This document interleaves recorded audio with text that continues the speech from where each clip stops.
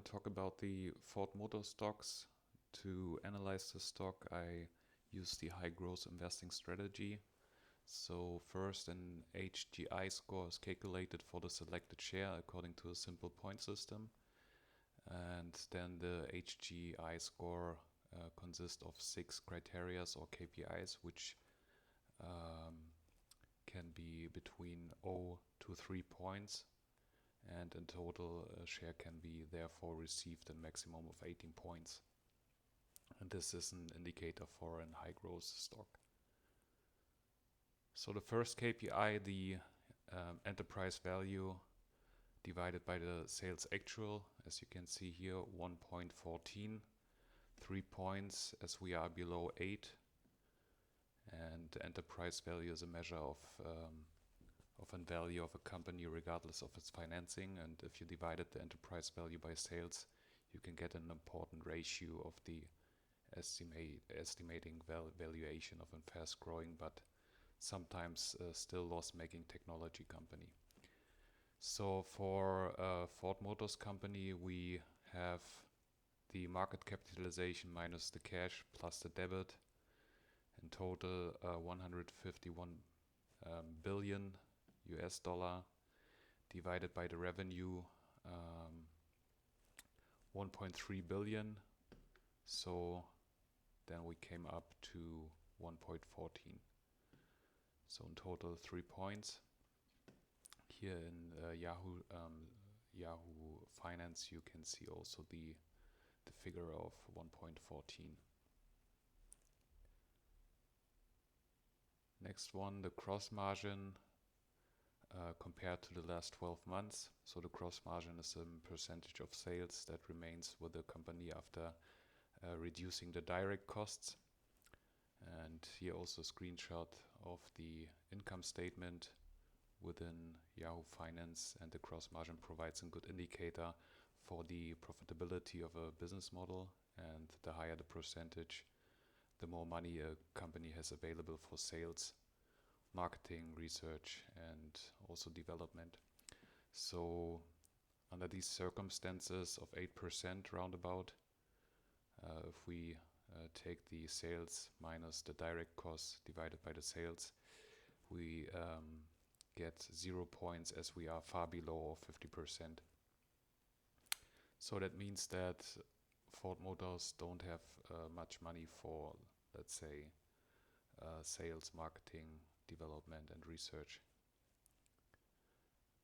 Next KPI, the rule of 40 compared to the last 12 months.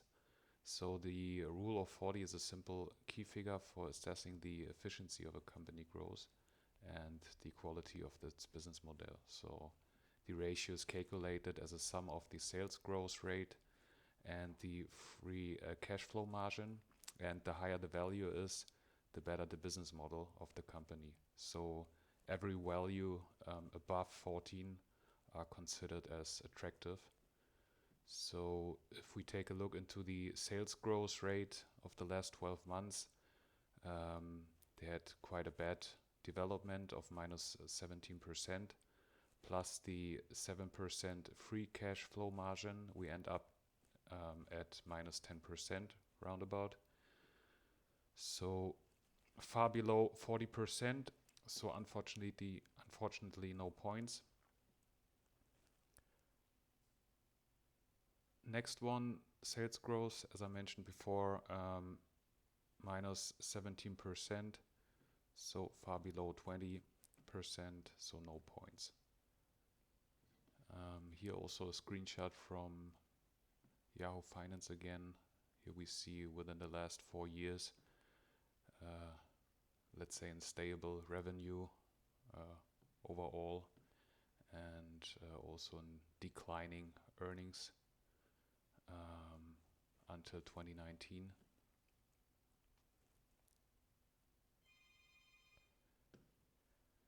The next one, the debit ratio, is calculated by dividing the sum of the current and non-current liabilities or by equity. So the last quarterly figures are used for this calculation. A debit ratio less than 1 indicates low debit, while a debit greater than 2 indicates possible risk for debit. So if we take a look into the debit last quarter, we have 1.7 billion divided by an equity of last quarter 30,000 million. So we end up at 5.7. That's a huge number. If we talk about everything above 2 is an possible risk. So that makes that makes pain in the stomach in this case here, as there are, let's say, in risk within the debit of Ford Motors. So that's something where they need to be better and be well prepared for the short term and the midterm. And last but not least, PEG. So the PEG is one of the most important key figure for the assessment of already profitable growth stocks, and it calculates the ratio of the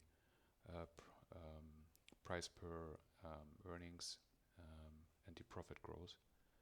And if this ratio is between 0 and 1, as Peter Lynch already said, that indicates an undervaluation, and this could be then a good indicator to have a strong buy. Unfortunately, not available due to the fact that we have an negative EPS within the last 12 months, so we can't calculate it by now. Nevertheless, the Q3 figures has been announced yesterday, and they beat the estimation of 0.2 EPS. We end up at 0.6, above 0.6, so that's a good indicator. And finally we end up here in a overall assumption.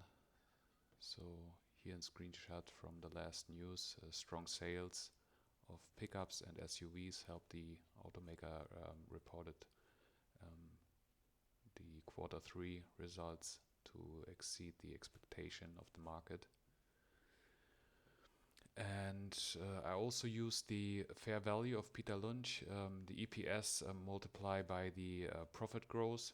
So if we take a look into in the EPS trend, the current year 2020 minus 0.56 EPS compared to the next fiscal year, also the, let's say, current estimation 0.86.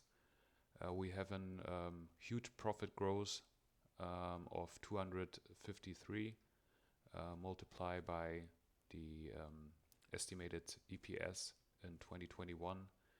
We would end up to a fair price of 218. I mean, that's huge. And what I did is to use also the current EPS Q3 in 2020 that has been announced 0.65 compared to the EPS 2021, the estimation of 0.86. We have a profit growth an estimated of 37% multiplied by the expected EPS of 0.86.